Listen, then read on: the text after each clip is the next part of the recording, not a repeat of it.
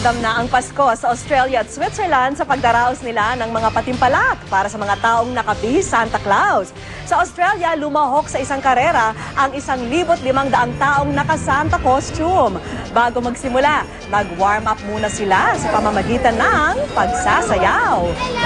At pagkatapos niyan, unahan na sa pagtakbo ang mga kalahok.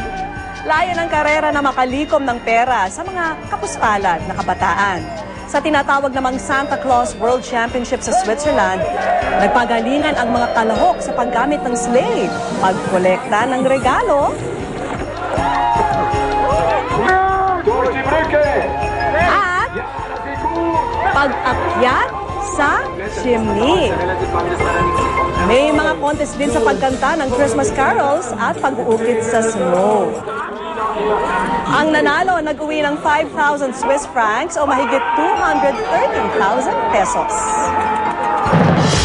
Balik po tayo dito sa Pilipinas. Pwede pong manatili sa pwesto yung pong mga itinalaga o appointed na mga opisyal ng gobyerno kahit pa nag-ain na sila ng kanilang kandidatura. Yan po ang naging desisyon ng Korte Suprema. Nakatutok si Connie Siso.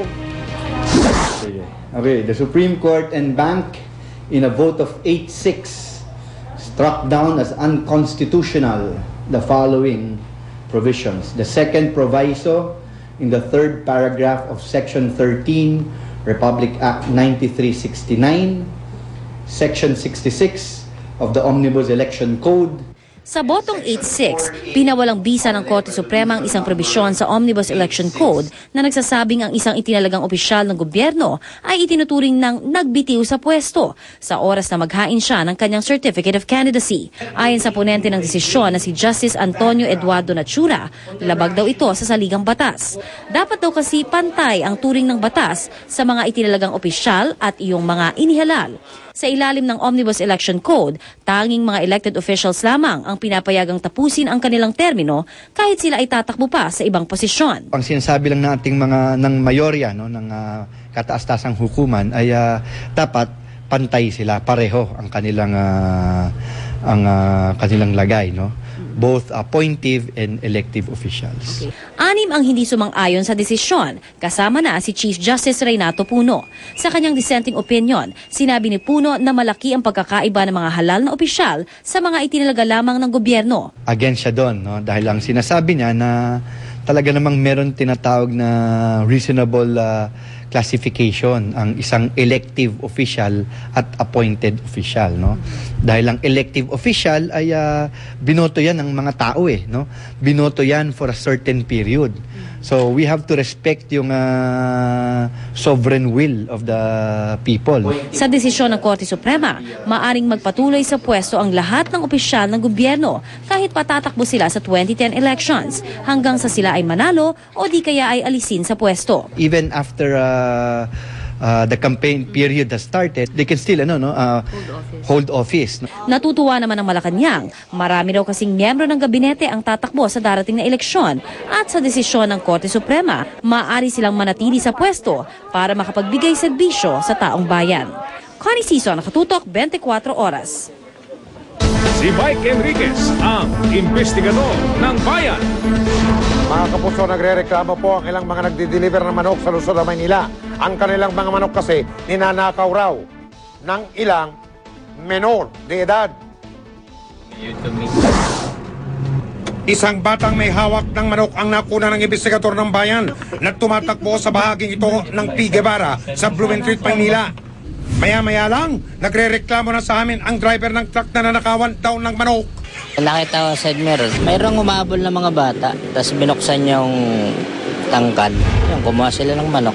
May bilis tumakbo, hindi mo maabutan yan.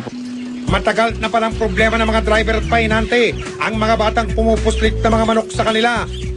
Hindi raw bababa sa 10 taong gulang ang edad ng mga menor na araw-araw nang bibiktima sa kanila.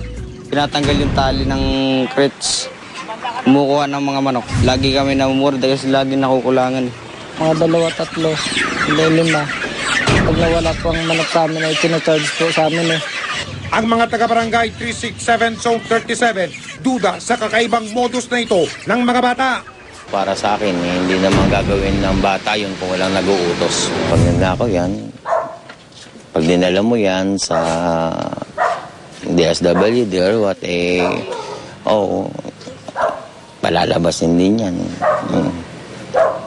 Pag kinuha din ng magulang. Nagkaroon kami ng pagkakataon makausap ang 15 anyos na si Roy. Hindi niya tunay na pangalan. Nakilalang tirador ng mga manok sa Blooming Treat. Kami po kumuha ng mga manok. Pag nakakuha kami kusa namin binibenta. Wala po kasi yung pera eh. Hindi naman daw gusto ng ina ni Roy na malihis ng landas ang kanyang anak. Pinagbabawalan ko naman ho yan eh. Dahil ayaw nga gumagawa ng ganyan yan eh. Ayon sa Department of Social Welfare and Development, talagang tumataas ang bilang ng kabataang lumalabag sa batas. Pero nakasaad sa Republic Act 9344 o ang tinatawag na Juvenile Justice and Welfare Act na hindi sila maaaring makulong sa kanilang pagkakasala. Ipaliliwanag lang ang batas at ipaliliwanag lang yung kasalanan at ire-repriman lang to, ibabalik ulit sa kalinga ng magulang to. May mga programa rin ng DSWD para matulungan ang kabataang naliligaw ng landas. Tinitignan namin yung kapasidad ng magulang. At kung talagang totally wala mangangalaga sa bata at walang kakalinga, kesa pagpalaboy-laboy yan, mag-solvent yan, o gawin yung hindi ka nais-nais sa kalsada, dinadala namin sa Manila Boys Town Complex.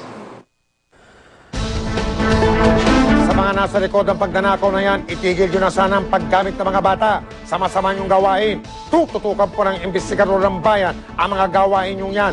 At tinitiyak ko sa inyo, hindi namin kayo tatantanan. Susunod!